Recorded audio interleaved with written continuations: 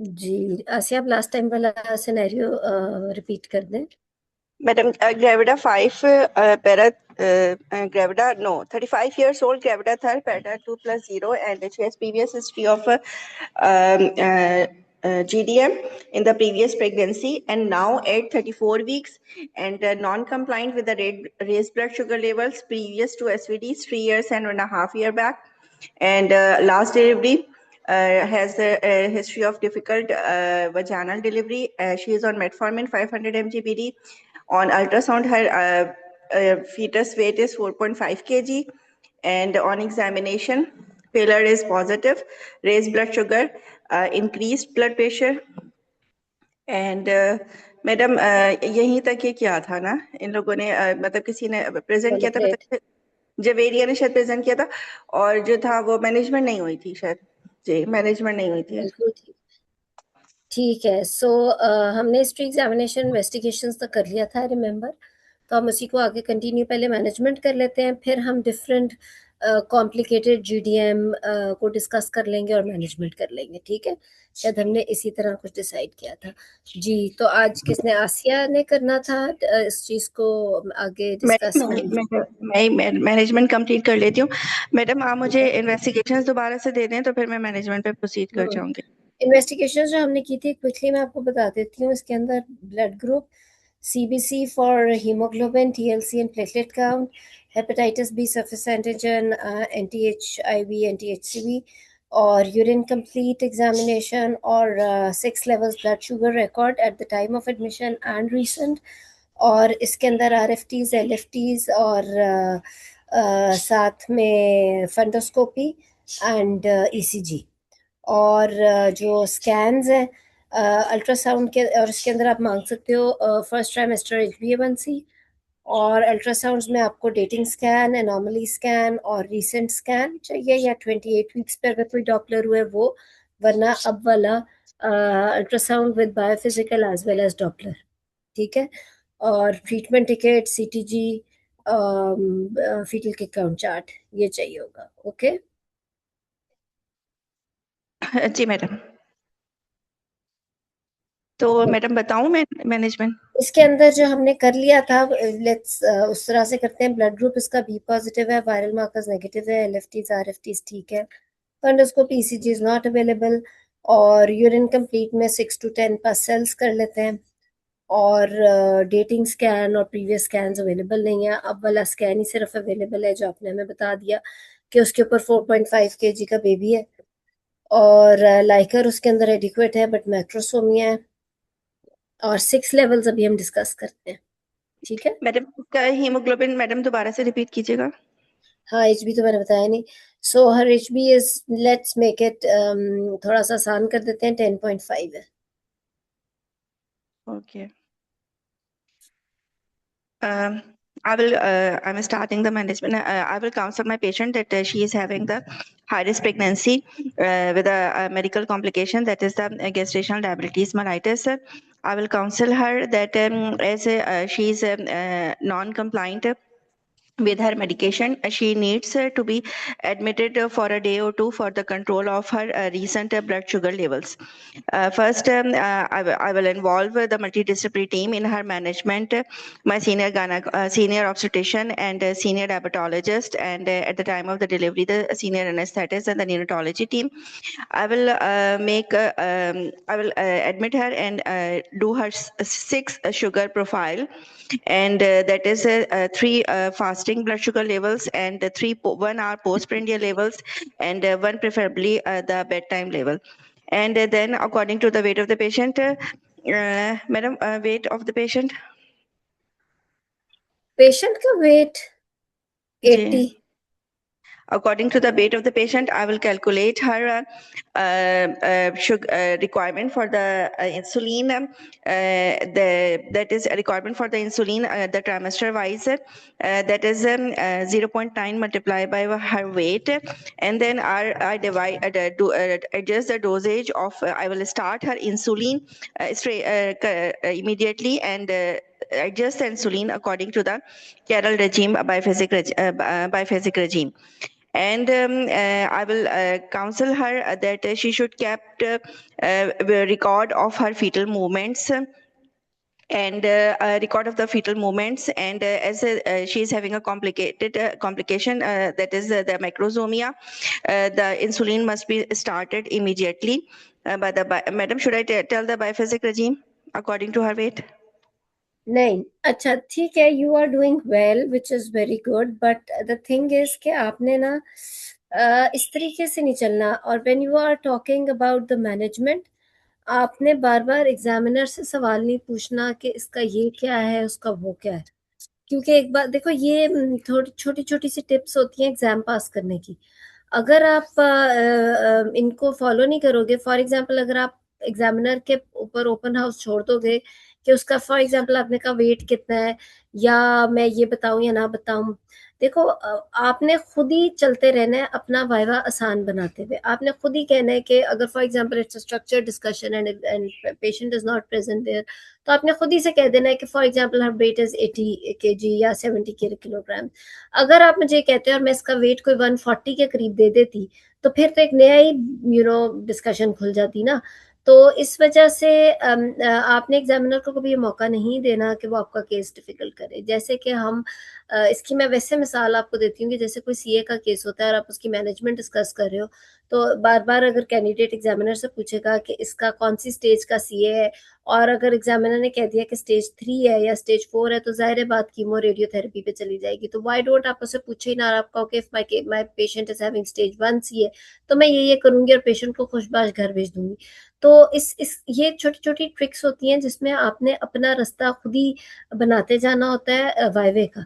आपने कभी एग्जामिनर को नहीं मौका देना कि वो रास्ता बनाए आपके वाइवे का, क्योंकि ये हो सकता है कि वो आपका बहुत मुश्किल रास्ता बनाना शुरू कर दे और फिर आप किसी जगह पे जा कर के अटक जाओ।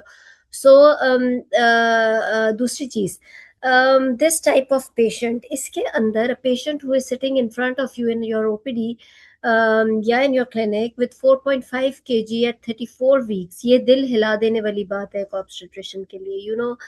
अगर ये 38 वीक्स पे भी 4.5 kg के साथ आती तो शायद मैं टिक के ना बैठती। This is such a big thing to see on an ultrasound that a patient is having 4.5 kg baby at 34 weeks. इस मतलब अगर 3 kg भी 34 वीक्स पे होता ना, तो भी मैं हिल जाती, लेकिन 4.5 kg एट 34 वीक्स, अब जहन में क्या आ रहा है? आपके जहन में आ रहा है कि डेफिनेटली कोई कंजेनिटल एब्नॉर्मेलिटी हो सकती है। नंबर 2 ये कि ये बच्चा जो है she can end up in IUD any day. आप उसे हॉस्पिटल में आज दाखिल करो, आज शाम को आईयूडी हो जाए। नंबर 3 ये कि ये मैं इसको निकालूंगी कैसे मदर के अंदर से? अभी 34 वीक्स पे 4.5 kg, अगर मैं उसको 37 या 38 वीक्स तक किसी तरह ले भी जाऊँ और ये 5 kg का भी हो जाता है, तो मैं उसको बेबी को मदर के अंदर से निकलेगा कैसे? And she is having previous 2 SVDs, obviously जिसकी पहली 2 एसवीडीज हुई हो ना, वो पेशेंट तो मानता ही नहीं सिजेरियन के लिए भी। तो ये तो आपने इस एंजाइटी को शो ही नहीं किया अपनी फर्स्ट काउंसलिंग में। आपने तो इसकी सिर्फ आपको काउंसलिंग में ही 2 मिनट लगाने चाहिए थे कि I will counsel my patient and her husband that she is having complication of GDM और of diabetes mellitus in pregnancy, and that involves macrosomia, and this macrosomia is a very rare thing. It's very rare that we see कोई चीज अगर rare चीज देखो exam के अंदर, तो you should better mention it. या कोई चीज हो ना कि जैसे कई दफा होता है एडिनोमाइसिस पे बात शुरू हो गई है और एडिनोमाइसिस की अदर देन सर्जिकल मैनेजमेंट की बात हो रही है, माइरीना या यूट्राइन आर्टरी एम्बोलाइजेशन, तो आपको कि कंट्रोवर्शियल इसकी स्टडीज है। अभी तक डेफिनेट जो चीज है उसको उसी तरह बोलो। ये छोटे छोटे जेस्चर्स एग्जाम में ना बड़े इंपॉर्टेंट होते हैं, और ये आपको एक छोटा थोड़ा एज देते हैं, दूसरे नॉर्मल कैंडिडेट से बेहतर दिखाते हैं कि it means that you are really doing your practically आप उस पेशेंट को देख रहे हो, थ्योरेटिकली नहीं देख रहे। तो आप कहो कि 34 वीक्स पे seeing an ultrasound showing 4.5 kg is a very rare thing to happen, especially if patient is sure of dates, or I've confirmed her dates from previous scans that she is at 34 weeks. Considering this, I will counsel my patient that she is having complication of diabetes mellitus in pregnancy, and as the macrosomia has happened, which shows that she is a non-compliant patient regarding her diabetes.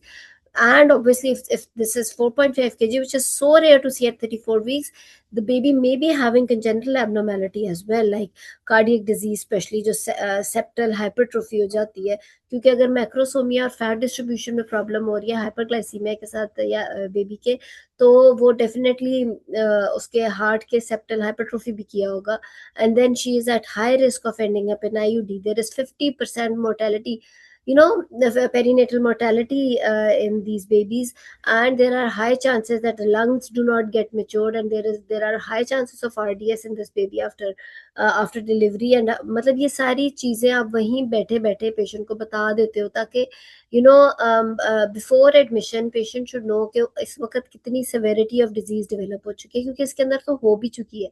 सो चाहे वो जो भी patient हो, it is her right and her family is right to know each and everything about the disease. मतलब हमारा शायद ऐसा profession है कि जिसमें ना तो हमने कुछ छुपाना होता है, ना ही पेशेंट को बहुत फॉल्स होप या सब्ज बाग दिखाने होते हैं. हमने रियलिटी में रह के बात करनी होती है पेशेंट से. पता है, मैं दोबारा से बताना शुरू करूं? तो अभी बताते हैं. अच्छा, उसके अलावा आगे भी आपका ठीक नहीं था, इसलिए आगे सुनो. अच्छा, ये सारा कुछ बोलने के बाद then you will explain to her that she should be admitted because her sugar levels are already high, and these high sugar levels are going to lead to IUD, right. So आप उसको admit करोगे. अच्छा देखो, दो तीन चीजें. Whenever you start your management, आपने अड़ जाना है कि आपको अपनी लैब्स चाहिए. आपको मैंने बहुत सारी लैब्स नहीं दी, जिसमें बहुत इंपॉर्टेंट था 28 वीक्स का डॉपलर, 34 वीक्स का डॉपलर. उसके अलावा ये कि yes, dating scan, anomaly scan, ताकि आपको डेट्स मजीद रिकन्फर्म हो. उसके अलावा यस, चलो 6 लेवल्स ब्लड शुगर तो mostly examiners management, detailed management के दौरान डिस्कस करना पसंद करते हैं, लेकिन उससे ज़्यादा इम्पोर्टेंट था कि आप उसका ये डिस्कस करो, क्या उसे कहते हैं, उसकी बाकी की उसकी इन्वेस्टिगेशंस पूरी करो. तो whenever you are going to start your management, you have to say to the examiner that I would like to complete my investigations, और उसके अंदर मेरी ये ब्लड टेस्ट नहीं है, फॉर एग्जांपल मैंने आपको स्कैन्स नहीं दिया, वो सारा कुछ. अच्छा, उसके HbA1c या फर्स्ट ट्राइमेस्टर नहीं दिया, उससे काफ़ी अंदाज़ा हमें होगा कि नॉर्मलीज का क्या चांस हो सकता है. अच्छा, उसके बाद ये कि फिर मैनेजमेंट के अंदर देखो, you started talking about insulin before many things, और वहीं से मैंने फैसला कर लिया कि ये तो कोई डॉक्टरी ना हुई, मतलब ये कोई FCPS या स्पेशलिस्ट गायनोकोलॉजिस्ट वाली बात नहीं है. देखो, काउंसलिंग डिटेल के बाद आपने जब उसकी एडमिशन के बाद there are many things that need to be done. आपने उसकी डाइट, एक्सरसाइज के अलावा आपने उसकी, चलो आपने कहा मैं शुगर मॉनिटरिंग करूंगी, आपको मल्टी डिसिप्लिनरी टीम इन्वॉल्व करनी है. आपने उसका UTI था पेशेंट को 6 to 10 का सेल्स, जिसमें you didn't ask for the culture sensitivity या नाइट्राइट्स और वो सारा कुछ आपने नहीं पूछा. तो आपने UTI को आप इग्नोर नहीं कर सकते. With such big baby, macrosomia and UTI, she can end up in preterm labour also.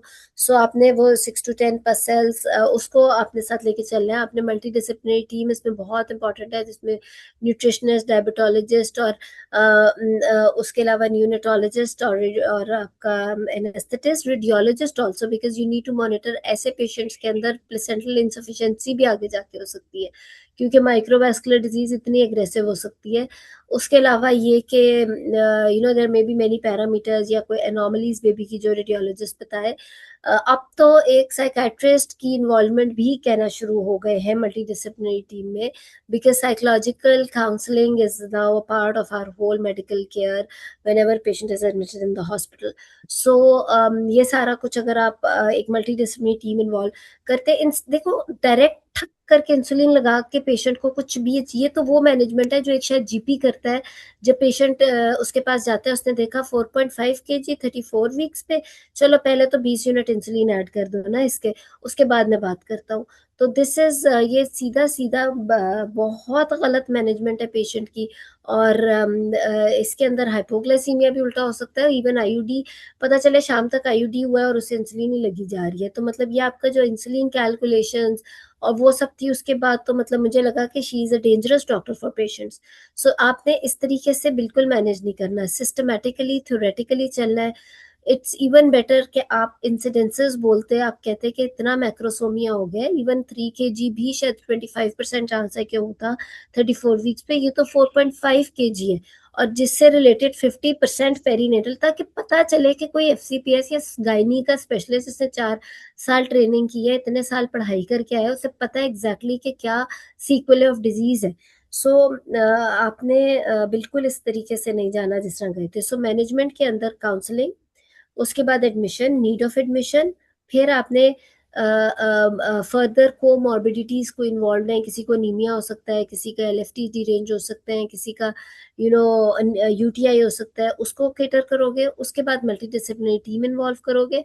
उसके बाद आप कहोगे कि when she is admitted in the hospital, I would like to do fetal maternal monitoring. It's not just the maternal blood sugar levels that are important to be monitored, and it's not only the mother part which needs to be monitored, it's also the fetal monitoring which is important.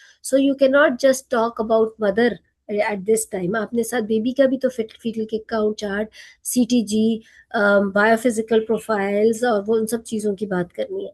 तो इस तरीके से चलना है। Insulin तो बहुत बात की बात है, आगे जाके अगर इंसुलिन पे कोई ब्लंडर भी कर देता है या गलत भी डोज बोल देता है ना, वो बंदा फेल नहीं होता। लेकिन अगर आप ये सारी चीजें मिस करके डायरेक्ट ठकाठक इंसुलिन की बात करते हो, तो वो बंदा पास हो ही नहीं सकता। सो प्लीज इसकी मैनेजमेंट बिल्कुल सीक्वेंस वाइज, इसके आपने हर केस के मैनेजमेंट स्टेप्स बनाने हैं और उस तरीके से बात करनी है। और जब आप के इंशाल्लाह OPD में या क्लिनिक पे पेशेंट भी बैठा हो, आपने इसी तरीके से लेकर चलना है। तो अब दोबारा से आसिया, आप बताओ। शाबाश जी। I will counsel my patient that she is having a high risk pregnancy with her gestational diabetes mellitus, and the complication, serious complication of the pregnancy, that is the macrosomia.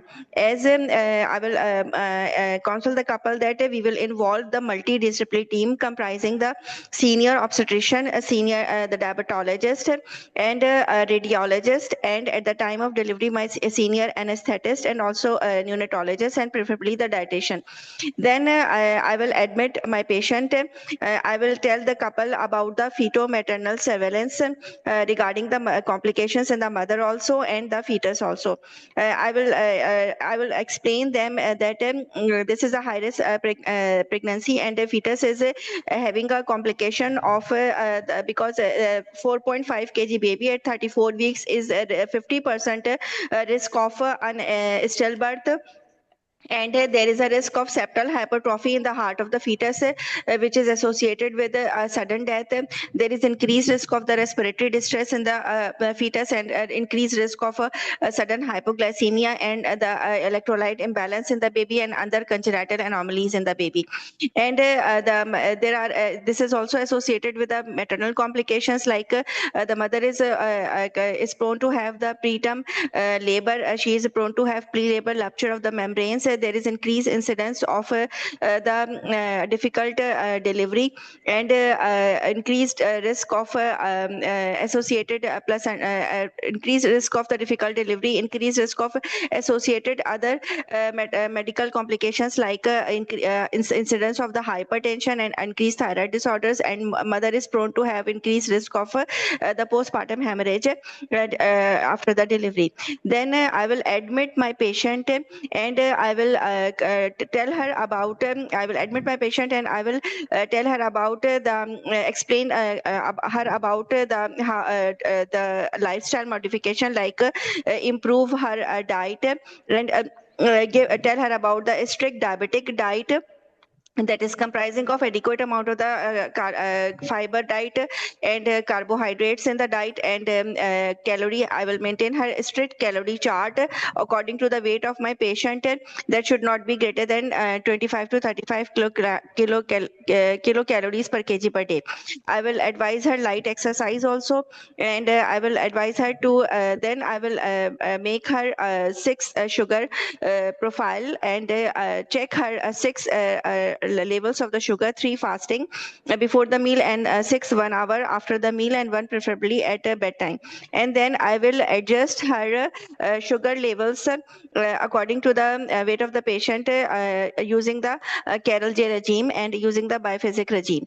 And then I will do the strict surveillance of the fetus also by giving her a mother, telling her the mother about the fetal kick count, how to make the kick count and notice the fetal movements at least 10 to 12 times per day, and she should report if there is a decreased fetal movement, and do the CTG daily and biophysical profile at least twice weekly, and growth scans, they should be done every 2 weeks, and umbilical artery Doppler scans, they should be also done on the weekly basis. Then the mode of the delivery should be strict control of the blood sugar sorry, level should be there. एक minute आसिया, बहुत अच्छा बोला है, this was very good. And कितना फर्क था उस पिछले में और अब में। अच्छा, इसके इन्हीं चीजों को अगर अब मैं आपको बताती हूँ, इसमें अगर आप ऐड कर लो, आप यूं बोलो कि I will counsel my patient regarding the possible, because it's a high risk pregnancy. और statement was very good throughout. मैं ये नहीं कहूंगी, मैं कहती हूँ कि वो कहते हैं ना कि कसर ना रह जाए, या और बेहतर कैसे हो जाए। तो उसी में अगर आपका okay, it's high, I will explain to them that's a high risk pregnancy, she is having macrosomia, and seeing ultrasound with 4.5 kg at 34 weeks is a very rare condition, but it can lead to fetal and maternal complications। और fetal complications के अंदर आप बोलो कि 50% perinatal mortality है, IUD के बहुत ज़्यादा chances है, और उसके अलावा congenital abnormalities और sudden IUD because of septal hypertrophy leading to IUD है, और ये सारी चीज़ें आप बोल दोगे जैसे आपने बोली, बहुत ज़बरदस्त कॉम्प्लिकेशन। अच्छा, उसके बाद आपने जो बाकी सब कवर किया, कोमॉर्बिडिटीज, मल्टीडिसिप्लिनरी टीम और वो सारा, उसके बाद जब आप डाइट और एक्सरसाइज पे आए हो, ठीक है, तो अगर आप और ज्यादा इसको एक्सप्लेन करो। देखो, एग्जाम के अंदर आप कह सकते हो 35 किलो कैलोरीज पर केजी के हिसाब से ले, या ये वो।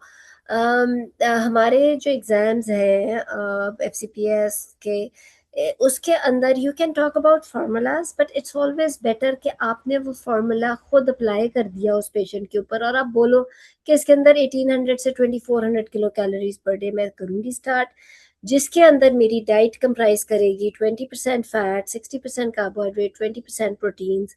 और मतलब you should talk about exact facts and figures, not like the approximations things, क्योंकि वहां पे examiner is not going to apply your formula and calculate if you're talking correctly or not। इसी तरह कई दफा आपसे पूछा जाता है कि फलाने पेशेंट को आयरन लगा रहे हो तो कितनी आयरन की डोज लगेगी, ये वो पीपल स्टार्ट कैलकुलेटिंग द वो अपनी फार्मूला बोल देते हैं, फार्मूला अप्लाई करना शुरू कर देते हैं, या वो एग्जाम के अंदर आपने बोलना है कि आपने क्या करना है। जैसे कि आपने देखा होगा अपने सीनियर्स को, जब वो वार्ड में राउंड करते हैं और एक बेड से दूसरे बेड पे जाते हैं और अपने ऑर्डर्स लिखवा रहे होते हैं, तो वो बोलते हैं कि इसको इतने यूनिट शुरू करो इंसुलिन की, इसको इतनी आयरन। वो ये नहीं बोलते कि ये फॉर्मूला मैंने बता दिया, कैलकुलेट करके तुम लगा देना। या एक पेशेंट बेड पे बैठी हुई है और आपका सीनियर राउंड कर रहा है, SR या AP या जो भी, और वो राउंड करते हुए उन्होंने अपने ऑर्डर्स लिखवाने हैं, और वो या आपसे कह दें कि इसकी डाइट चार्ट तुम बनाकर दे देना, और इस पे तुम देख लेना कि 30 किलो कैलोरीज के हिसाब से इसका डाइट चार्ट बना लेना। It's not like that. They will explain to you, या they will explain to the patient while they during the round, they do that, I know that. हर हॉस्पिटल में यही होता है कि जो सीनियर मोस्ट, बिकॉज वो एग्जाम पास कर लेने वाले लोग होते हैं, उन्हें पता होता है कि उन्होंने फॉर्मूलाज में बातें नहीं करनी है, उन्होंने फैक्ट्स और फिगर्स में बात करनी है, अपने माइंड में कैलकुलेट कर लिया हो और अब ये बोलना है। सबको पता है आपको फॉर्मूलाज आते हैं क्योंकि आप रिटर्न क्लियर करके आए हो, तो इसलिए आपने वहां पर फिगर बोलनी है। अगर एग्जामिनर आपसे कहे कि ये फिगर आपने क्यों बोली, then you can talk about the formula, क्योंकि वो तभी पूछेगा ना जब एग्जामिनर को मैडम लगेगा। मैंने कैलकुलेट कर लिया था मैडम, मैंने लिखा हुआ है कि कितने यूनिट्स इसके बारे में। नहीं, यूनिट्स की अभी तो हम बात कर रहे हैं कि how are you going to talk about the diet.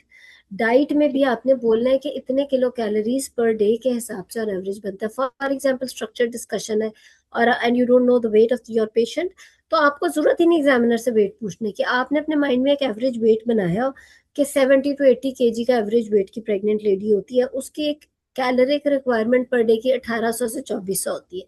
Hardly कोई 5 या 10% खवातीन होती हैं जिनकी 1800 से 2400 किलो कैलोरी से ज़्यादा रिक्वायरमेंट बन रही हो ड्यूरिंग प्रेगनेंसी। अदरवाइज आपके हर प्रेग्नेंट लेडी की मोर लेस, या कोई 30 केजीज की हो वो भी लेस देन 10% कैटेगरी होती है। तो mostly 90% pregnant women need 1800 to 24 kilo calories per kg, per day के हिसाब से कैलोरिक रिक्वायरमेंट। आप एक एवरेज की याद करके जाओ ताकि वहां कैलकुलेशंस के मसले ही ना पड़े। उसके अंदर आप डाइट डिस्ट्रीब्यूशन ही यूं बोलो, इतने परसेंट फैट, इतने परसेंट कार्बोहाइड्रेट्स, इतना परसेंट प्रोटीन्स मुझे चाहिए पेशेंट का स्टार्ट करने के लिए, और ये इतने किलो कैलोरीज पर डे के हिसाब से मेरा वो बनता है। और उसके बाद जब आपने एक्सरसाइज की बात की, exercise does not just mean कि आप उससे कहो कि जी बस चलना शुरू कर दो या दिन में जितनी एक्सरसाइज होती है। 1 hour brisk walk is allowed, but of course our patients cannot do start से ही इस तरह नहीं कर सकेंगे। So you can tell them 30 minutes in the morning, 30 minutes at night, या आप उन्हें कह सकते हो कि 10 minutes immediately after every meal आप वॉक करें, वार्ड के अंदर ही वॉक करें, और वो सारा। उसके बाद आप you can come on the medical treatment of of diabetes. तो अच्छा, फिर आप जब मॉनिटरिंग कर रहे हो, जब आपने मॉनिटरिंग की बात की, it was again very good, वो भी बहुत अच्छा था जो बोला कि फीटल के काउंट सीटीजी है वो, उसके अंदर भी और ज़्यादा प्रिसाइज हो जो इसलिए प्रिसीजन चाहिए क्योंकि एग्जामिनर ना एक्सपेक्ट कि अगर वो आपको पास कर रहे हैं और आपको इंशाल्लाह एफसीपीएस की डिग्री मिल रही है, और जब आप राउंड कर रहे होगे, तो जब आप राउंड करोगे तो आपके ऑर्डर्स इतने प्रिसाइज हो कि अगर डॉक्टर वहाँ नहीं भी है और सिर्फ स्टाफ नर्स भी है तो उसको एग्जैक्टली पता हो क्या करना है। सो यू विल से कि मैं फीटल किक काउंट चार्ट दूंगी ट्वाइस अ डे, एक सुबह एक शाम। मैं सीटीजी वंस अ डे करूंगी, और ये आप हैपेजिडली नहीं बोल रहे, आपको उसकी सेंसिटिविटी पता है कि CTG is recommended to be done once a day, CTG twice a day की भी जरूरत नहीं होती। Fetal kick count chart adequate at twice a day, right? Once in the morning, once at night, CTG once a day, biophysical profile every 3 days, और Doppler जो भी आपने 2 weeks के बाद अगर कराना है तो उस हिसाब से, और इफ नीडेड। और उसके अलावा मॉनिटरिंग में साथ आप कह सकते हो कि आप कितनी दफ़ा you are going to visit the patient, या और ज़्यादा डिटेल्ड और प्रिसाइज बातें हैं जो एकदम से एग्जामिनर को उठा देंगे कि ये एवरेज कैंडिडेट से कुछ डिफरेंट कैंडिडेट है, एंड शी रियली डिजर्व्स के she is ready to be a consultant, ठीक है। और वहाँ पे पास सिर्फ वो होगा जो who is actually ready to be a consultant. Average candidates को वो पास नहीं करते, हम सबको पता है। तो स्पेशली इस किस्म के केसेस में जो हमारे मुल्क में हर every other patient is going to have diabetes, तो उसके अंदर तो कोई गुंजाइश है ही नहीं कि वो करें। तो इसलिए आपने करना है कि as a consultant you can visit the patient 3 times a day और ट्वाइस अ डे एटलीस्ट, जिसके अंदर आपको ये देखना है कि उसका fetal kick count twice a day हो रहा है, सीटीजी हो रही है, और उसके क्या। तो इस तरीके से आप कर सकते हो। और उसके अंदर उसके अलावा, हाँ, फिर उसके बाद हम बात करेंगे मेडिकल ट्रीटमेंट की, ठीक है। जी madam. Madam, in this particular patient, then I will, after, Madam, I will calculate her dose of the insulin as calculated by the Carroll J regimen according to her weight. It comes out to be total requirement of the insulin 72 units during the 24 hours period. I divided this in morning 2/3 dose and the evening 1/3 dose. That is 48 units in the morning and 24 units in the evening.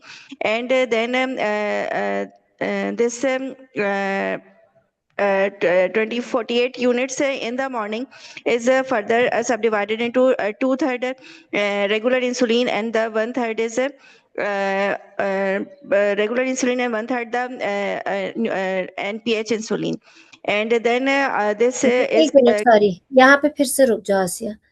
I don't no, आपका भी और बाकी बहुत सारे मैंने part two किसी तरह candidates का प्रॉब्लम ये देखा है कि you guys are really worried to talk about insulin doses and insulin regimes and all. मैं सच्ची बात बताऊं, ये इंसुलिन रिजीम और डोज तो बिल्कुल आपके वाइवे में मैटर नहीं कर रही है, वो गलत भी हो जाए सही भी हो जाए, it's only your approach. How are you going to approach your patient matters. अब देखो, before talking about insulin, insulin की डोजेस सिर्फ आपके फॉर्मूला पे डिपेंड नहीं कर रही।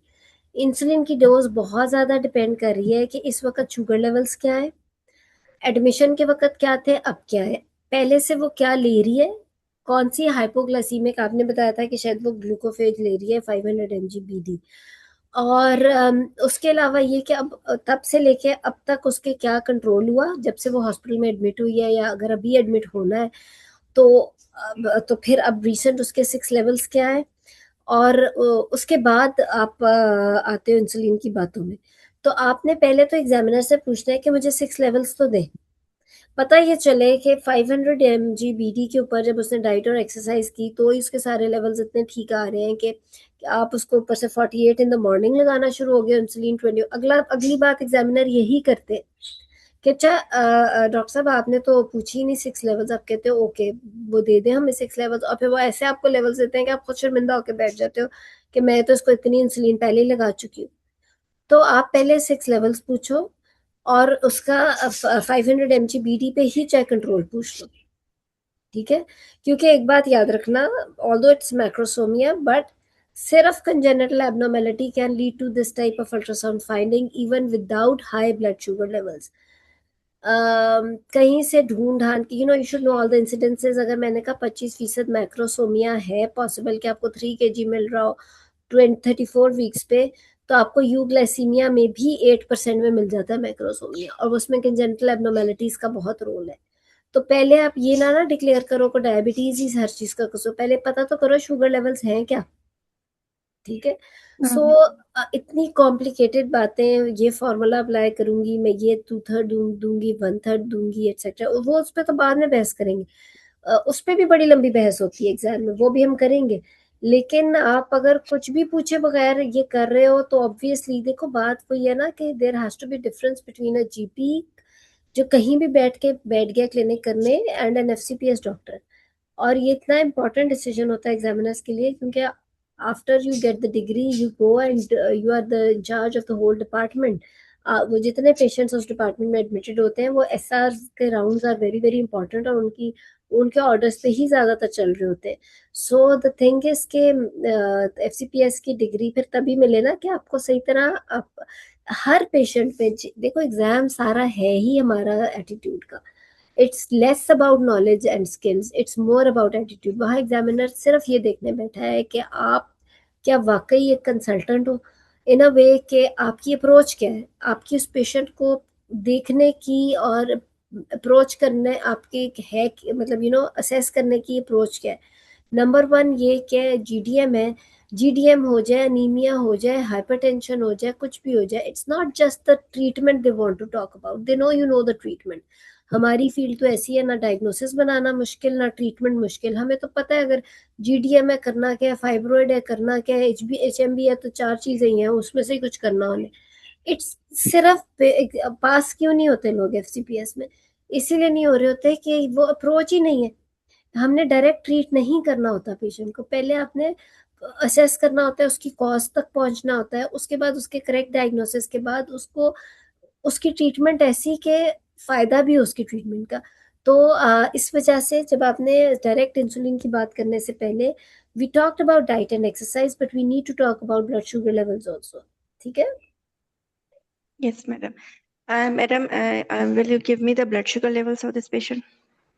और फिर आप मतलब यू विल से कौन से blood sugar levels, the examiner, आपने एग्जामिनर को मौका नहीं देना कि वो आपसे सवाल पूछे कि आपको क्या चाहिए, ना ही Uh, I आपने एग्जामिनर से कुछ I पूछना है need जी। her fasting level before नहीं, meal. क्या ये आपको एडमिशन के वक्त के चाहिए जब पेशेंट एडमिट हुआ, या आपको आज के दिन के चाहिए, या यस्टरडे के चाहिए, आप एग्जैक्ट बोलो ना।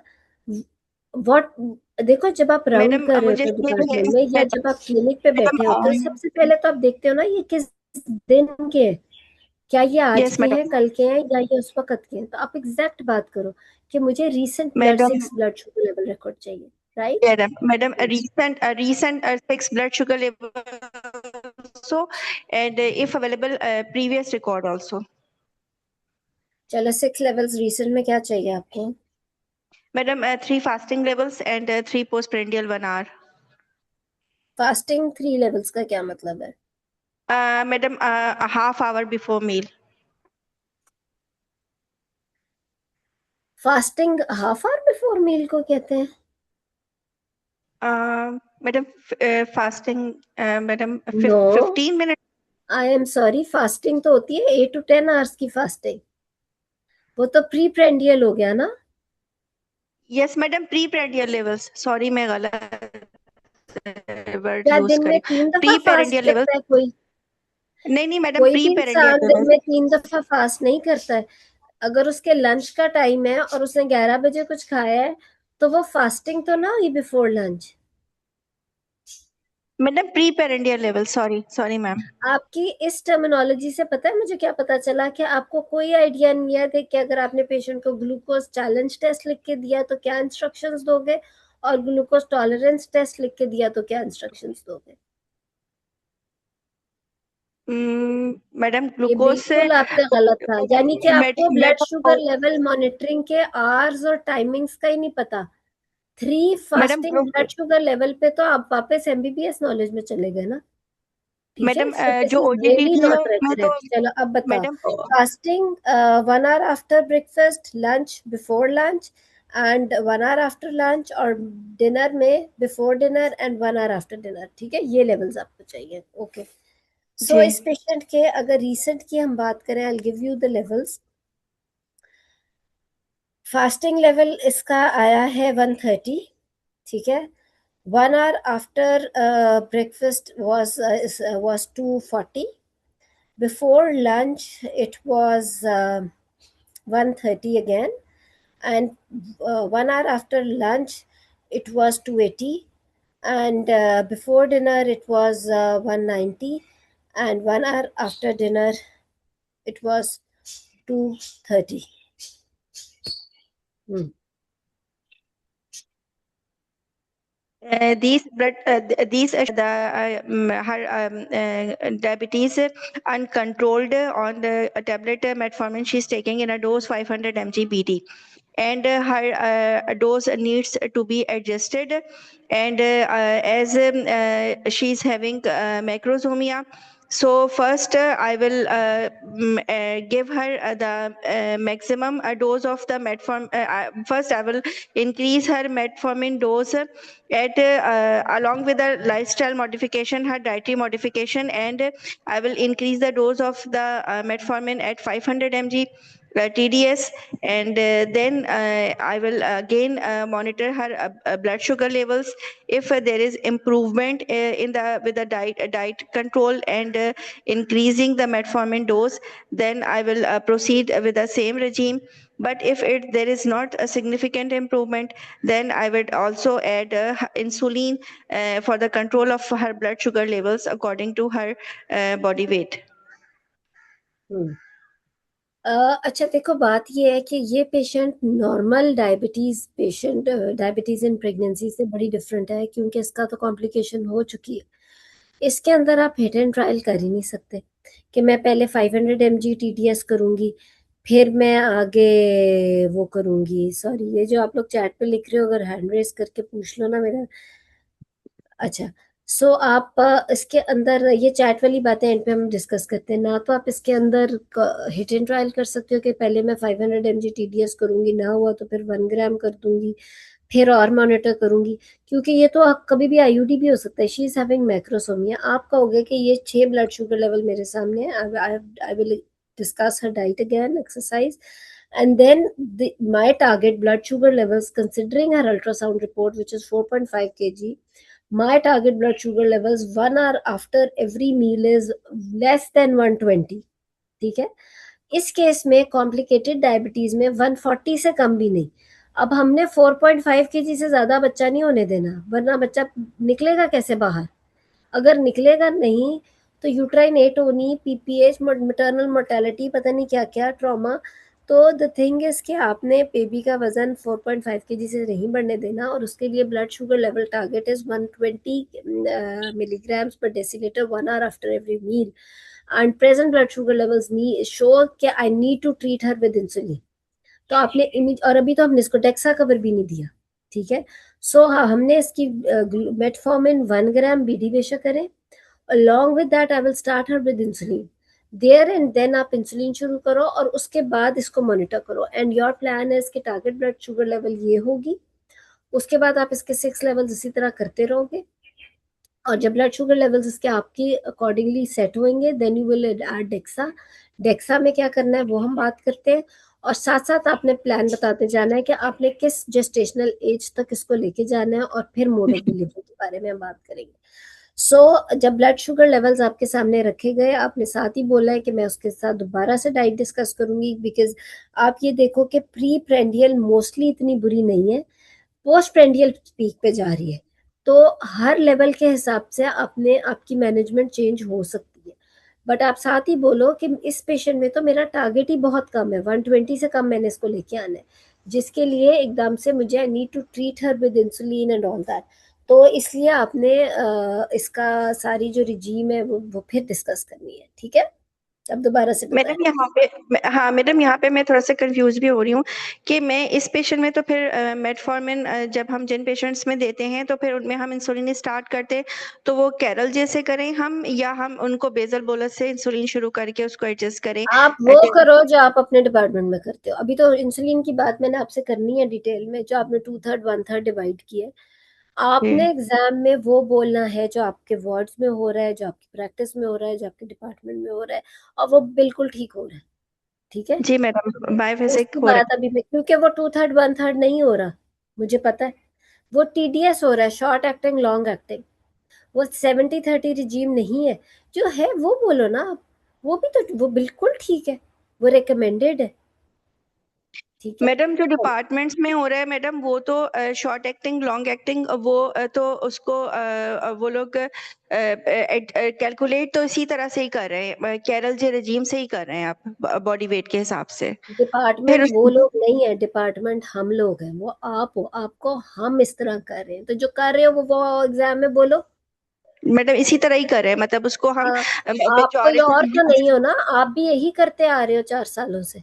जी मैडम, इसी आप तरह ही कहो हो कि रहा है। हम यूं कैलकुलेट करते, this is how you are going to justify in your exam also. जी आप मैडम, वो इसी बात तरह से बोल ही दो कर रहे जो अपने डिपार्टमेंट में करते हो। हैं। जी एग्जामिनर मैडम। सवाल पूछेगा, बोलो हम ये करते हैं, वो मैडम ठीक हाँ हम। करते हो, क्योंकि जी आपने मैडम। 4 सालों में ये करके पेशेंट्स ठीक करके घर भेजे। जी मुझे पता है इन पाकिस्तान गवर्नमेंट सेटअप्स में perinatal mortality is very less, maternal mortality एक भी हो जाए पूरा डिपार्टमेंट हिल जाए, आई नो दैट। तो इसका जी। मतलब है ठीक ही चल रहा है ना काम।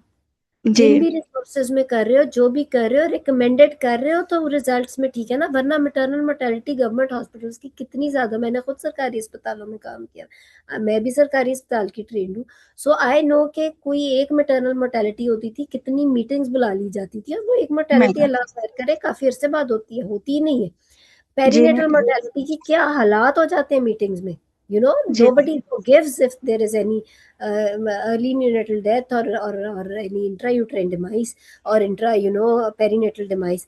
So the thing is कि वो इसलिए क्योंकि everyone knows कि आप लोग हम लोग recommended काम कर रहे हैं, और वो बिल्कुल ठीक कर रहे हैं, तो आप क्यों जी नहीं मैडम। वो बोल रहे? फिर देखो ये किताबों में there are many many options written. ये सारी वेस्टर्न किताबें हैं, प्राइवेट हॉस्पिटल्स में may be 70-30 regime, 2/3 1/3 regime, this regime that regime, ये सारी रिजीम्स फिंगर टिप्स पे डायबिटोलॉजिस्ट के हों तो अच्छी लगती हैं, गायनेकोलॉजिस्ट के फिंगर टिप्स पे वो चीज़ अच्छी लगती है जो वो कर रहा है, और जो जिससे उसने अच्छे रिजल्ट्स देख लिए, और जिससे इवेंचुअली एक अच्छा आउटकम उसके पास है, एंड वो ये 4 लोगों में बैठ के बात कर सकते हैं कि मैं ये करता हूँ, मैंने जिस डिपार्टमेंट से आया हूँ वहां हम ये ऐसे नहीं अच्छा लग रहा कि आपको, वो लोग तो एक तो आप किधर कर रहे हो, मतलब you are not in the department, जी तो madam. Be what madam you मैं आर। जी madam. Madam in this patient I will continue with the 500 milligram metformin 3 times with her meals, and then I will add insulin according to her body weight to total dose calculation according to the body weight, as in this patient it comes out to be around 70 units. And then I will divide her in the dose morning at 32 units, and in the evening 16 units, and morning कौन dose सी I will insulin दे रहे हो आप? Madam, morning short acting regular insulin and long acting NPH. And this morning dose, I will further subdivide into the two-third long acting, that is 24 units, and one-third is regular 16 units. And in the evening, I will divide both the short acting and long acting in the 50-50. That comes out to be that is 20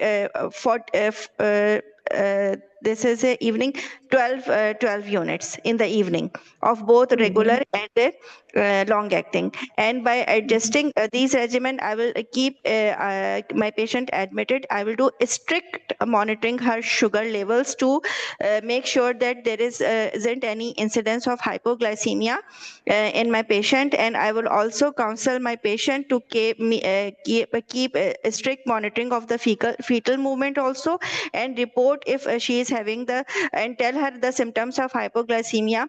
If she is feeling any low blood pressure signs, or sweating, excessive sweating or dizziness, she must report. So that her sugar level immediately be checked. And then after vigilant monitoring of my patient, once her sugar levels these are adjusted within the normal limits, that is my target is to keep fasting the preprandial level of my patient below 90 milligram percent, and 1 hour postprandial must be kept below 120 milligram percent. And I will with the monitoring the fetal surveillance for the growth and biometry by doing the growth scan on the weekly base, so that macrosomia, if any further macrosomia occurring, that should be reported. And I will also watch my patient for, I will also give her DEXA cover, that is 12 mg 24 hours apart. And during this for 2 to 7 days, I will keep monitoring of her sugar level. And I may also need to increase the dose of the insulin while giving the steroid cover by 20% on alternate day. And then I will also treat her urinary tract infection also by giving her antibiotics according to the culture sensitivity of the urine, and is improved hydration. And my aim is to take the delivery by 37 weeks. I keep my patient admitted. And my aim is to take the delivery till 37 weeks, because this patient is prone to have unexplained sudden IUD. So by 37 weeks, I will plan her elective cesarean delivery by counseling the couple, making all the arrangements for the elective cesarean section, and optimizing her hemoglobin level, and taking the anesthesia fitness. Very good, very good. इसको हम थोड़ा सा, very good, अब बहुत अच्छा आपने बोला है। देखो, मुझे बीच में एक दफा भी नहीं आपको इंटरप्ट करना पड़ा। एज अ होल मैं आपको एक टिप देती हूँ कि अगर आपके पास एक पेशेंट है जो फीटो मैटरनल मेडिसिन रिलेटेड है, यानी कि diabetes in pregnancy with this type of complication, इसका एक पूरा आपने माइंड मैप पहले बनाना है, वही एग्जामिनर को पहले बता देना है। उसके बाद इतनी डिटेल्ड मैनेजमेंट जो कि हमने अभी डिस्कस की, माइंड मैप के अंदर आपने पहले वही काउंसलिंग, उसके बाद पॉसिबल फीटो मैटरनल कॉम्प्लिकेशंस, उसके बाद थर्ड नंबर पे आप मल्टी डिसिप्लिनरी एडमिट करना है या नहीं, उसके बाद फिर मल्टी डिसिप्लिनरी टीम में कौन कौन इन्वॉल्व होगा, उसके बाद कोमॉर्बिडिटी जैसे यूटीआई, एनीमिया, वो सारा कुछ। उसके बाद अब जो प्रेजेंट प्रॉब्लम है, एडमिट करके पहले तो एक स्टेटमेंट बोल देनी है कि I would like to take this pregnancy as close to term as possible with strict feto maternal monitoring. ठीक है, ये पूरा माइंड मैप आपने बोलने के बाद इस सारे को अब इलेबोरेट करना है। जैसे कि आपने काउंसलिंग की, उसके अंदर आपने चलो इलेबोरेट, वो तो पहले ही डिटेल में बोल दो, मल्टी डिसिप्लिनरी टीम में डिटेल में बोलो कि कौन कौन इन्वॉल्व होगा, पॉसिबल कोमॉर्बिडिटीज की बात, क्योंकि अब देखो इंसुलिन वो सारा कुछ स्टार्ट करके कोमॉर्बिडिटीज की बाद में यूटीआई ट्रीट करना थोड़ा ऑड था। तो आप पहले ये सारा कुछ करके फिर आपने सारी इंसुलिन की फिर monitoring, fetal monitoring, maternal monitoring, insulin अगर डिस्चार्ज करना है, कब करना है, नहीं करना तो क्यों नहीं करना है, क्योंकि इतना कॉम्प्लिकेटेड केस है, she may not come back to me again, और आईयूडी पे एंड अप हो जाए तो मैं इस वजह से उसको एडमिटेड रखूंगी, आप कह सकते हो। अगर वो कंप्लायंट है या उसका आईक्यू इतना अच्छा है कि वो घर रह के अच्छी मॉनिटरिंग करके आपके पास एवरी थर्ड डे आ सकती है, तो वो भी आप कर सकते हो। उसके अलावा आपने एक्सक्यूज मी उसका जो है, फिर आपने उसको टर्म तक कैसे लेके जाना है। 37 वीक्स तो आई डोंट थिंक कहीं पे भी इस तरह से रिकमेंडेड है। अच्छा, साथ साथ मॉनिटरिंग में आपने बोलना है कि एवरी 3 डेज मैं उसका बायोफिजिकल प्रोफाइल करा रही हूँ, बेबी का वजन मैं एवरी 2 वीक्स चेक करूंगी। अगर ब्लड शुगर लेवल 120, बार बार बेबी के वेट के ऊपर आना है, ठीक है। अगर उसका blood sugar level post prandial 120 से कम रह रहा है, तो हर बेबी का वेट उसका नहीं बढ़ेगा। अपने एग्जामिनर को साथ साथ कहना है, क्योंकि वरना क्या होता है कि 37 वीक्स पे अगर आप ये बात नहीं करते आ रहे, तो एग्जामिनर ने कहना है कि आपका तो बेबी जो है वो 5.5 kg का हो गया, तो अब किधर जाएंगे, तो क्या होगा, सिजेरियन में आई डोंट नो कितना को बड़ा आप स्कार दोगे, और क्या क्या हो सकता है। इवन सिजेरियन में शोल्डर डिस्ट्रोशिया हो सकता है, और फिर जो यूट्राइन एटोनी और पीपीएच और अल्लाह जाने क्या क्या। तो वो सारी चीज़ें तो आपने इसलिए बार बार कहना है कि उसका 120 मिलीग्राम पर डेसीलीटर से अगर कम रहेगा तो फिर मैं इसका नहीं होगा। बल्कि एक्चुअली अब तो ये भी कई जगहों पर लिखा हुआ है कि इतना माइक्रोसोमिया के साथ 110 से कम रखें 1 आवर पोस्ट मील। ठीक है, अगर आप उसका 140 से कम का ही टारगेट रखोगे ना, तो थोड़ा बहुत वजन फिर भी बच्चे का बढ़ता रहता है। तो आप उसका 110 से कम रखो 1 आवर पोस्ट मील, तो उसका वजन ज़्यादा ठीक रहेगा। और फिर उसके बाद आप उसको देन एट 37 वीक्स और at 36 weeks you will explain और you will discuss with the patient about the mode of delivery and will take baby to 38 weeks. क्योंकि इस पेशेंट के अंदर बिकॉज ऑफ हाइपरग्लाइसीमिया बेबी के अंदर सर्फेक्टेंट प्रोडक्शन कम होती है, और अगर वो प्रोड्यूस भी हो रहा हो तो उसकी एक्चुअली प्रोडक्शन की वो ही चीज़ कम हो जाती है, सर्फेक्टेंट की एफिशिएंसी कम हो जाती है लंग मैच्योर करने के लिए। तो ये वाले बेबीज तो बहुत ज़्यादा चांस होता है कि देखो इन नर्सरी और फिर उसका टीटीएन और वो सारा कुछ होता जाए, तो इसलिए 38 वीक्स तक ही लिखा हुआ है एटलीस्ट। तो अगर आप कहोगे कि मेरे शुगर लेवल्स इतने अच्छे जाते जाएंगे कि 110 से कम है, वो तो I take her to 38 weeks and will deliver her by caesarean section, ठीक है। जी मैडम। और ऑफ मैडम मैं कोर्स बस बिफोर थर्टी मैं एट थोड़ा सा वीक्स मैडम सॉरी एक चीज मैक्रोजोमिया और को। ऐड कर दूं, फिर रह ना जाए।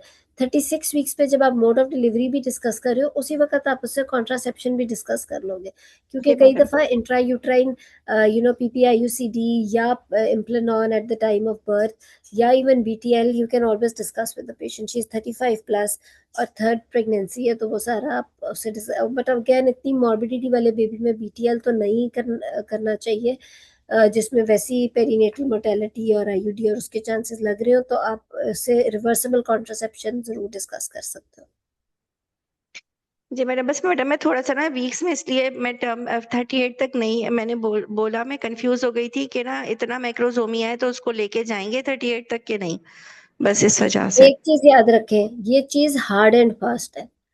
जब आप वीक्स बोलते हैं ना, इतने वीक्स पे मैंने डिलीवर करना है, you can not talk about this हवाओं में, there has to be evidence behind it.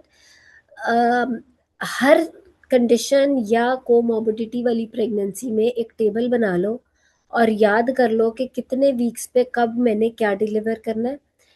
Complicated diabetes 38 weeks. Controlled non-complicated diabetes on insulin you can take till 39 weeks. Diabetes controlled only on diet you can take her to 40 weeks.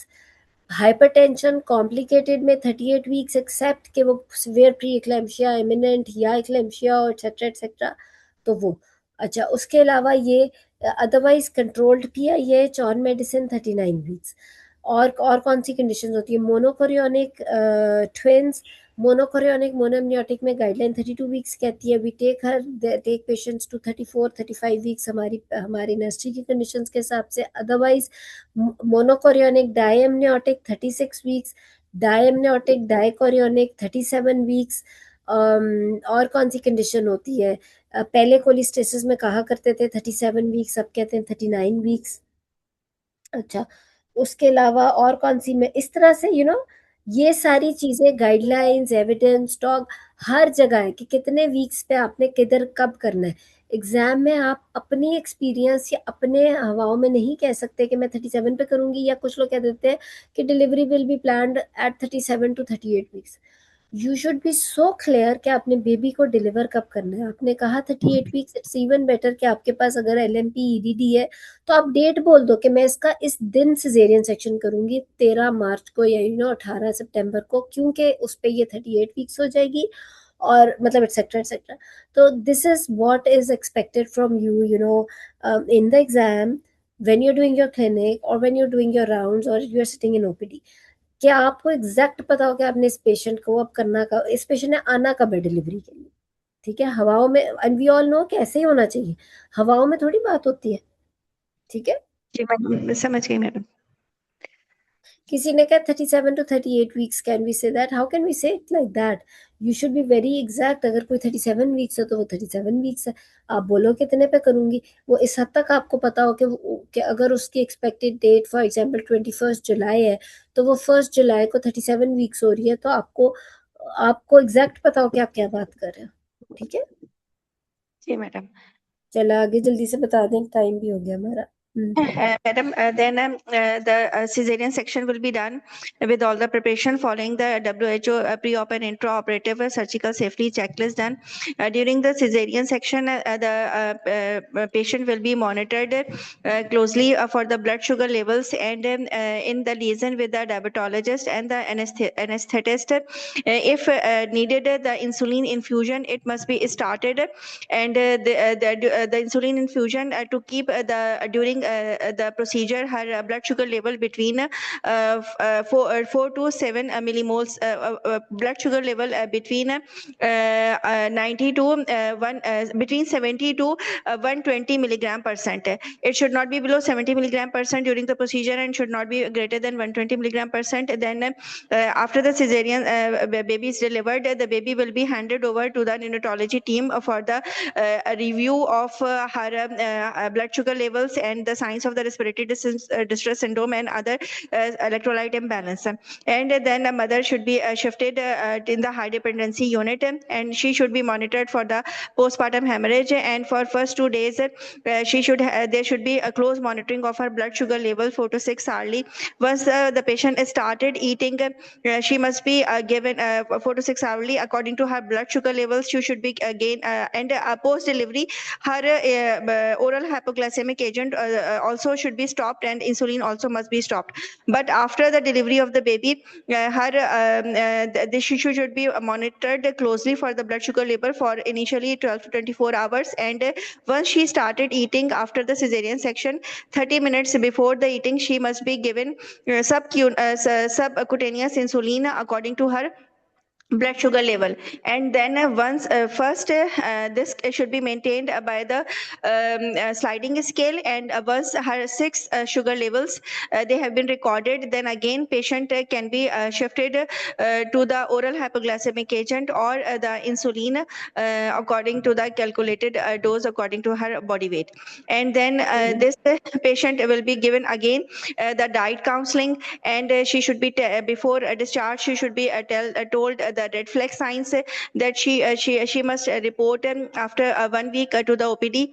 And during this she must make the chart, blood sugar level charts, and she must be teaching if how to take the insulin, inject the insulin, and about the cold storage of the insulin. And when then again her sugar levels and if they should be a strict record of the sugar, because this patient is having the diabetes mellitus in the previous pregnancy also and before her pregnancy also, and she is a non-compliant patient. So it is the high possibility that this is a patient of the diabetes mellitus, the non-insulin dependent or in the insulin dependent diabetes mellitus.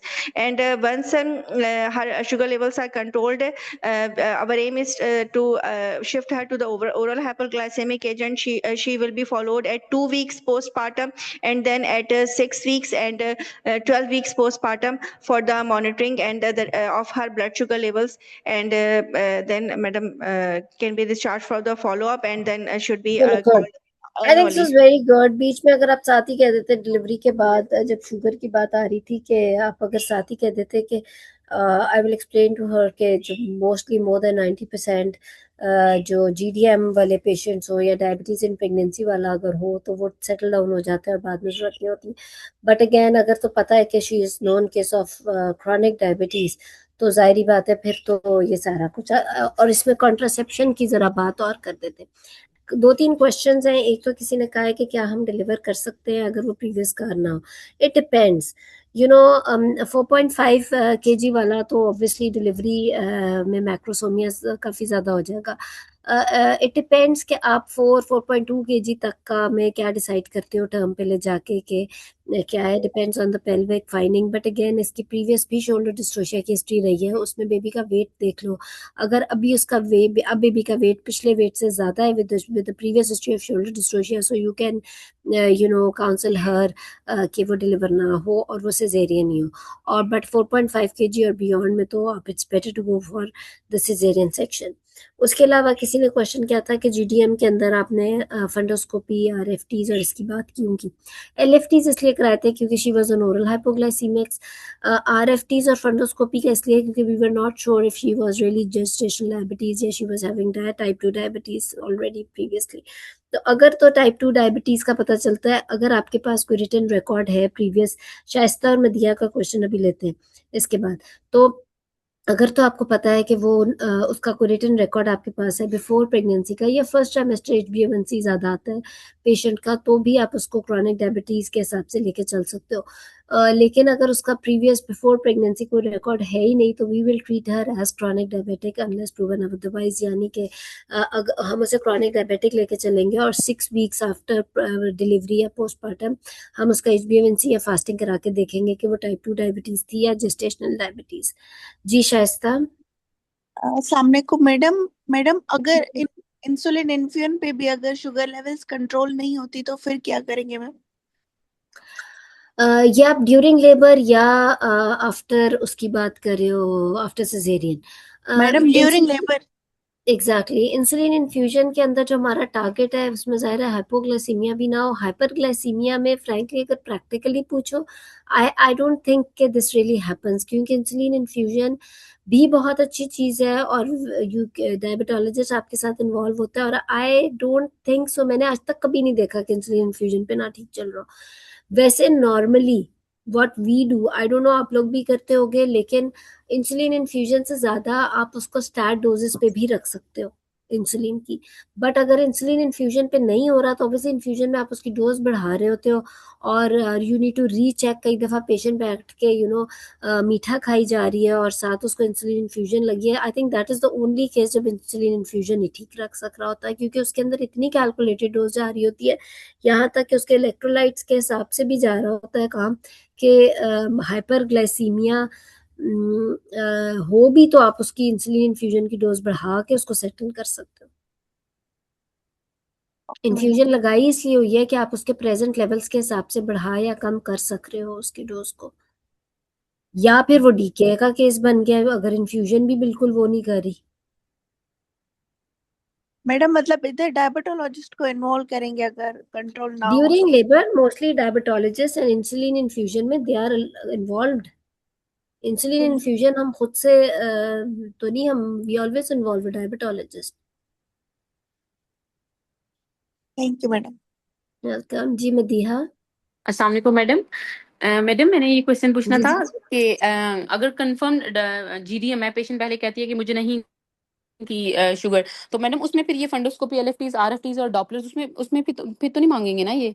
अगर patient कहती है तो भी you have to be sure, आपको वो value देखनी है या HbA1c की बिफोर प्रेगनेंसी या फर्स्ट ट्राइमेस्टर की या बिफोर प्रेगनेंसी के ब्लड शुगर लेवल की, क्योंकि पेशेंट्स ने चेक कराया नहीं होता और वो कह रही होती हैं कि मुझे तो शुगर नहीं थी, तो पता तो नहीं ना कि क्या पता पहले की चल रही हो।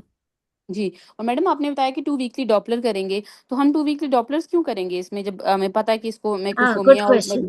जी देखो जी टाइप 2 डायबिटीज में 28 वीक्स और 32 वीक्स पे तो डॉपलर वैसे ही रिकमेंडेड है, ठीक जी है, जी क्योंकि माइक्रोवास्कुलर चेंजेस की वजह से हो सकता है प्लेसेंटा में अगर 32 वीक्स का डॉपलर ठीक आता है, कोई और कॉम्प्लिकेशन नहीं है बेबी के अंदर, तो फिर हम डॉपलर नहीं करते, फिर हम अपना नॉर्मल एंटीनेटल करते हैं। लेकिन अगर फॉर एग्जांपल मैक्रोसोमिया आ गया, इसका मतलब है कि डायबिटीज इतना काम खराब कर चुकी है कि कहीं ना कहीं प्लेसेंटल इंसफिशिएंसी कहीं पे भी डेवलप हो सकती है, जी ठीक है। मैडम। जी मैडम। तो पॉलीहाइड्रोएमनियास हो जाए मैक्रोसोमिया हो, IUGR हो, it's better to monitor uterine, ये क्या कहते हैं, बेबी के डॉपलर स्कैन्स हो जाए तो वो बेहतर है। जी मैडम, थैंक यू।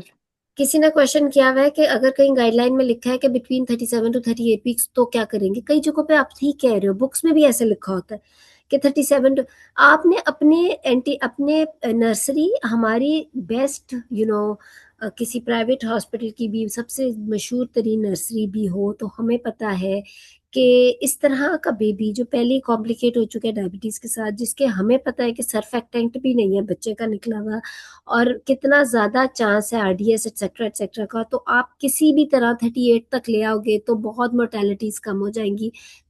IUD के चांस को मिनिमम रखते हुए, यानी फीटो मैटरनल मॉनिटरिंग और अच्छी मैनेजमेंट के साथ, it's always better to take baby to 38 weeks. तो आपने इस चीज को अपनी नर्सरी के हिसाब से, जहां 37 to 38 वीक्स लिखा है, it's better to take her to 38 weeks. ठीक है, लेकिन बी वेरी एग्जैक्ट कि आपने डिलीवरी प्लान कब करनी है। पेशेंट को तो हम डेट बताते हैं ना कि आपने 14 मार्च को आ जाना है कराने के लिए। हम अंदाजा तो नहीं बताते कि इतने से इसके बीच में, आप कहते हो इतने दिन, इस दिन आना है, इतने बजे से NPO के, तो इतना ही क्लियर होना चाहिए आपको एग्जाम में भी। ठीक है, और कोई question? So very good. Asiya की अच्छी बात ये थी कि स्पीच अच्छी थी और थ्योरी बहुत स्ट्रॉन्ग थी। थ्योरी आसिया की बहुत अच्छी थी, जो कि नजर आ रहा था, लेकिन मैं ये बात बताऊं, थ्योरी आप पास कर रहे हैं। अब बात सारी ये है कि पहला जवाब क्या निकलता है, एग्जामिनर का क्वेश्चन है या आपके एग्जाम का सिनेरियो का क्वेश्चन लिखा हुआ है, तो पहली बात आपने की क्या और आपकी अप्रोच क्या पेशेंट की तरफ। जैसे कि फॉर एग्जांपल जब हमने सिजेरियन किया और आपने इतना जबरदस्त हमें पोस्टमार्टम मैनेजमेंट बताई, उससे एक लाइन पहले बोल देते हैं कि मैं पेशेंट को बताऊंगी कि डिलीवरी के बाद मोर देन 90% की तो शुगर वैसे ठीक हो जाती है, या इवन टाइप 2 डायबिटीज भी हो तो शुगर लेवल्स एकदम से ड्रॉप ही करते हैं। तो टेंशन की बात नहीं, जो इंसुलिन हमने शुरू की थी हो सकता है दोबारा ग्लूकोफेज पे आ जाए, और ये भी हो सकता है कि जेस्टेशनल डायबिटीज है तो वो भी हम, तो this is what patient wants to hear ना, कि उसका सिजेरियन हो गया तो अब उसने क्या करना है, आप शुगर लेवल्स में अभी भी क्या इंसुलिन लगती रहेगी। तो ये छोटी छोटी चीजें आपने ऐड करनी है अपने वाइवे में, और थ्योरी अपनी ऐसी रखो। Theory was very good, like अल्हम्दुलिल्लाह, आई मस्ट से कितनी अच्छी थ्योरी, जितनी आसिया की लगी मुझे। बहुत कम कैंडिडेट्स की इस लेवल पे होती है कि अभी सितंबर में एग्जाम है but theory is good, but इसको प्रैक्टिकली अप्लाई करके बोलना जो है ना, उसकी बड़ी प्रैक्टिस चाहिए। उसके लिए फिर एक एडवाइस, ग्रुप स्टडी करो, बार बार अपने दोस्तों में बैठो, उनको प्रेजेंट करो, उनके साथ डिस्कशंस करो, उससे बहुत इम्प्रूवमेंट आती है। ठीक है, कोई और क्वेश्चन? जल्दी से फिर थैंक क्लास खत्म। Madam, thank you madam. Welcome. ठीक हो गया, चलो। सो अब आप मुझे बेशक नेक्स्ट टाइम का भी टॉपिक बता दो, ताकि हम उस हिसाब से अगला भी देख लें। मैडम थायराइड डिसऑर्डर्स कराएंगी या अनीमिया कराएंगी? बिल्कुल, that's a very good idea. Thyroid, asthma, ये चीजें हम कर लेंगे उसमें। थायराइड मिनट इसकी ना रिकॉर्डिंग ना करो, ये हम साथ साथ करेंगे।